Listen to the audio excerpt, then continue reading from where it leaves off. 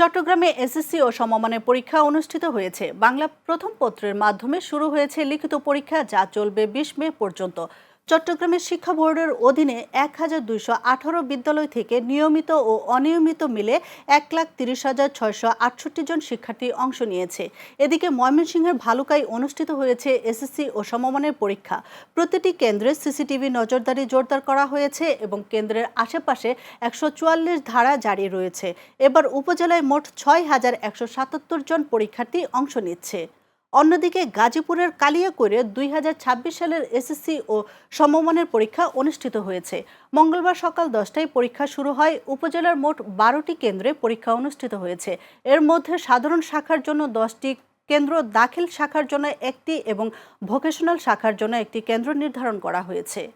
এছাড়া ভোলায় এসএসসি পরীক্ষায় অংশ নিয়েছে মোট ২৩,৫৭১ জন পরীক্ষার্থী। সংশ্লিষ্ট কর্মকর্তারা জানিয়েছেন, সুষ্ঠু ও নকলমুক্ত পরিবেশে পরীক্ষা সম্পন্ন করতে প্রশাসনের পক্ষ থেকে নেওয়া হয়েছে কঠোর নিরাপত্তা ব্যবস্থা। প্রতিটি কেন্দ্রে পর্যাপ্ত সংখ্যক পরিদর্শক ও আইনশৃঙ্খলা বাহিনীর সদস্য মোতায়েন করা হয়েছে।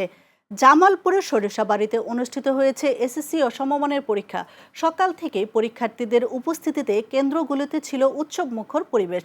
নির্ধারিত সময়ের আগে শিক্ষার্থীরা কেন্দ্রে এসে জড়ো হয়। অভিভাবকদের মধ্যেও ছিল স্বস্তি ও প্রত্যাশার ছাপ।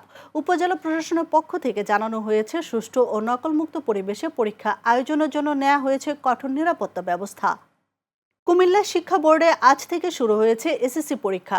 কুমিল্লা শিক্ষা বোর্ডের আওতায় ৬ জেলায় ২৭৭টি কেন্দ্রে পরীক্ষা অনুষ্ঠিত হচ্ছে।